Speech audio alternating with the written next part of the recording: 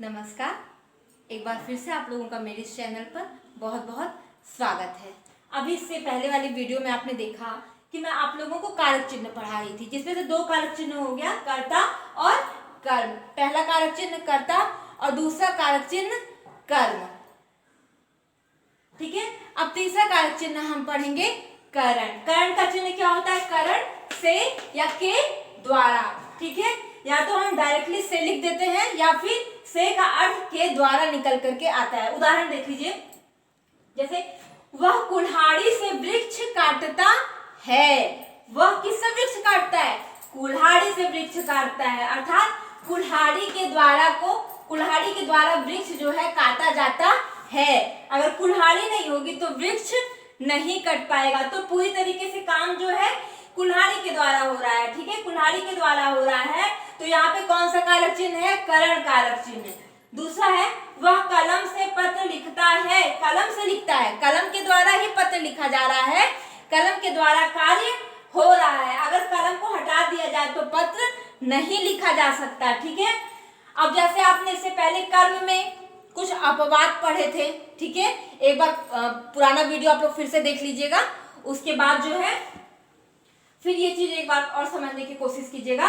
उसी तरीके से करण कारक में भी कुछ अपवाद हैं, लेकिन इसमें उतने अपवाद नहीं है, इसमें बस थोड़े अपवाद हैं। ठीक है, जैसे इसका अपवाद क्या है? पहला है साथ।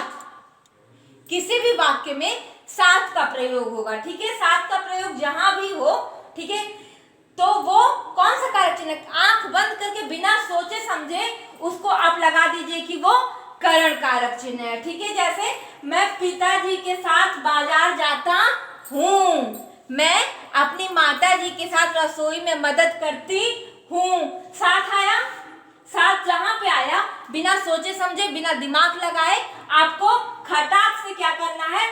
करण कारक चिन्ह पर टिक कर देना है। ये अक्सर एग्जाम में आता है, लोग कंफ्यूज हो जाते हैं, सोचते रहते हैं, दिमाग लगाते रहते हैं, लेकिन ये अपवाद है। ये कुछ चीजें बना दी गई हैं, वो हम लोगों को उसी रूप में याद कर लेना है। ठीक है, दूसरा उदाहरण क्या है? जैसे दूसरा क्या है? अंग भंग, शरीर के नुकसान होने की बात जहां है। जैसे रामू पैर से लंगड़ा है, रामू का एक पैर जो है वो भंग हो गया, क्षतिग्रस्त हो गया, उसका एक पैर काम नहीं कर रहा है। तो ऐसी स्थिति में कौन सा कारक चिन्ह होगा? करण कारक चिन्ह होगा। ठीक है, अगर कोई पूछे कि इसमें कौन सा कारक चिन्ह है तो करण कारक चिन्ह है। फिर तीसरा है समय पूछा जाए या फिर समय बताया जाए। जैसे आपकी घड़ी में कितने बजे हैं? ठीक है, समय पूछा गया तो यहाँ पे कौन सा कारक चिन्ह का प्रयोग हुआ? करण कारक चिन्ह का प्रयोग हुआ। आज शाम 8 बजे पार्टी है, कौन सा कारक चिन्ह है? करण कारक चिन्ह है। ठीक है, बहुत सारे बच्चे कंफ्यूज आते हैं, मुझसे पूछते हैं कि इस तरीके से बहुत कंफ्यूजन है, लेकिन कोई कंफ्यूजन नहीं है, बस आपको 3 चीजें याद कर लेनी है। इससे पहले कर्म में मैंने आप लोगों को बताया था, वो याद कर लीजिएगा। और करण कारक को पहचानने के लिए से या के द्वारा तो कंफर्म है।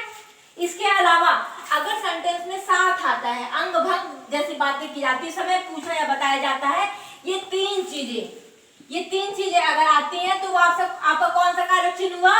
करण कारक चिन्ह हुआ। अब हमारा जो अगला कारक चिन्ह है वो है संप्रदान कारक, जिसका संप्रदान कारक का क्या चिन्ह है? को या के लिए। ठीक है, समझते उदाहरण से, पिताजी सब्जी खरीदने बाजार गए। किसके लिए गए? सब्जी खरीदने के लिए बाजार गए। देखिए भाव, देखिए आप क्या करने बाजार गए? सब्जी खरीदने के लिए बाजार गए, ये भाव निकल के आ रहा है। ठीक है, दूसरा है सुधा मुझसे मिलने आई। सुधा किससे मिलने आई? सुधा मेरे लिए, ठीक है, मुझसे मिलने आई। ठीक है, तो इस तरीके से इसमें आपका संप्रदान कारक है। अब संप्रदान कारक में भी कुछ अपवाद हैं। ठीक है, संप्रदान कारक के भी कुछ अपवाद हैं। जैसे देख लीजिए, नमस्कार, सदा के लिए कोई चीज हम किसी को दे देते हैं। ठीक है, वाक्य में अगर ऐसा प्रतीत हो रहा है कि हम सदा के लिए कोई चीज किसी को दे रहे हैं तो वहां पर संप्रदान कारक होगा। फिर देवताओं को समर्पित, देवताओं को हम पुष्प समर्पित करते हैं, देवताओं को हम जल समर्पित करते हैं, प्रसाद समर्पित करते हैं। ठीक है, इस तरीके के अगर वाक्य आ रहे हैं तो वहां पर संप्रदान कारक होगा। उदाहरण देख लीजिए, पहला क्या है?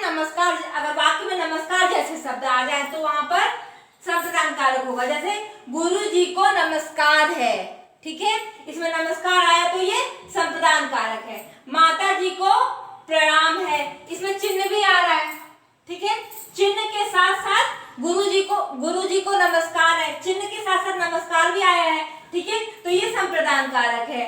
राजा ब्राह्मण को दान देता है, जब हम कोई चीजें सदा के लिए किसी को दे देते हैं, जैसे मान लीजिए छोटे बच्चे हैं, एक दूसरे को गिफ्ट एक्सचेंज करते हैं, झगड़ा हो गया, अपना अपना गिफ्ट वापस मांग लेते हैं। भाई बहन एक दूसरे को सामान देते हैं, झगड़ा हो गया, अपना सामान वापस मांग लेते हैं। ऐसी स्थिति में नहीं, जब हमेशा के लिए परमानेंट सदा के लिए किसी को कोई चीज दे दी जाए, जैसे राजा ब्राह्मण को दान देता है, राजा ब्राह्मण को दान देकर ब्राह्मण से वापस थोड़ी मांगेगा, ठीक है, तो ऐसी स्थिति में संप्रदान कारक होगा।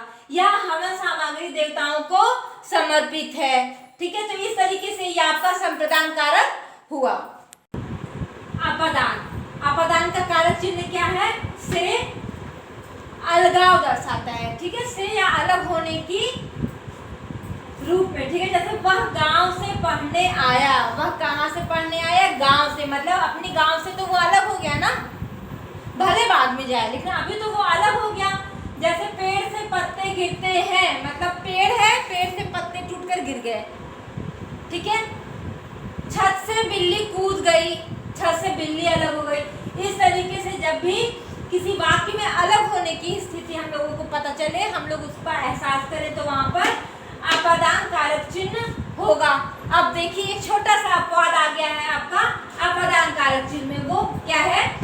जहां दो व्यक्तियों या वस्तुओं की तुलना की जाए, जहां पर दो व्यक्ति या वस्तु की तुलना की जाए, कंपैरिजन किया जाए, वहां पर अपादान कारक चिन्ह होगा। उदाहरण देख लीजिए, टीना मीना से अधिक सुंदर है, यहाँ पर दो लोगों की सुंदरता की तुलना की जा रही है, तो जहां तुलना की जाएगी वो कौन सा कारक चिन्ह होगा? वो अपादान कारक चिन्ह होगा।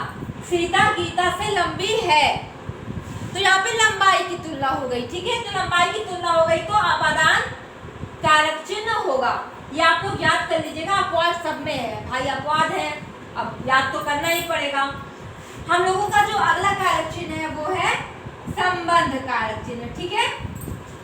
संबंध में क्या होता है? एक व्यक्ति का एक वस्तु का एक दूसरे व्यक्ति या वस्तु से संबंध दर्शाया जाता है। जैसे देखिए, राजा दशरथ के 4 पुत्र थे, राजा दशरथ के 4 पुत्र थे, तो यहाँ पे राजा दशरथ का उनके पुत्रों के साथ संबंध दर्शाया गया। देखिए कि एक चिन्ह का प्रयोग हो गया, तो यहाँ पे संबंध कारक चिन्ह है। रीमा की बड़ी बहन सीमा स्कूल गई, किसकी बड़ी बहन स्कूल गई? रीमा की, ठीक है।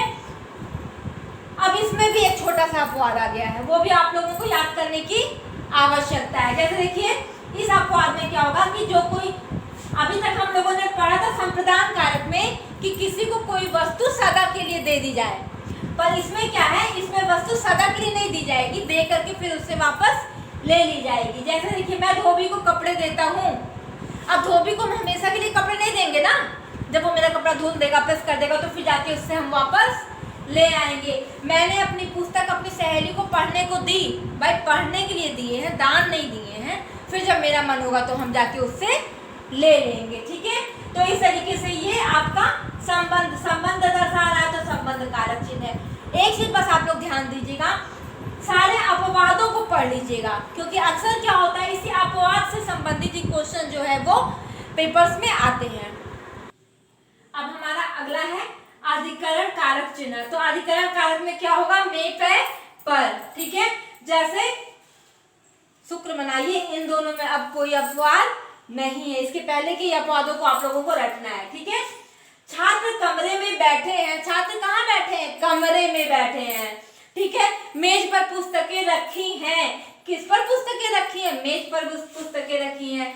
बच्चा चारपाई पर बैठा है, किस पर बैठा है? चारपाई पर बैठा है।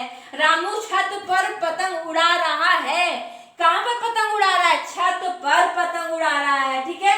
तो यह अधिकरण में जहाँ पर में, पे, पर आए, वहां पर कौन सा कारक चिन्ह होगा? अधिकरण कारक चिन्ह होगा।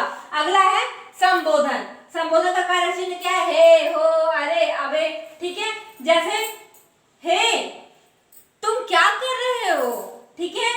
अबे कहाँ गया? अरे वह कहाँ गई, ठीक है। तो इस तरीके के जो भी संबंधित जो भी शब्द है वहां पर संबोधन कारक चिन्ह होगा। एक बार फिर से मैं आप लोगों से रिक्वेस्ट करती हूँ कि आप लोग इस वीडियो को देख लीजिएगा। उम्मीद है कि आप लोगों को कारक चिन्ह समझ में आ जाएगा। अपवादों पर ज्यादा ध्यान देने की आवश्यकता है, क्योंकि वही हमारे एग्जाम में आते हैं और हम उसी में कंफ्यूज हो जाते हैं, तो गलत हो जाता है। Thank you.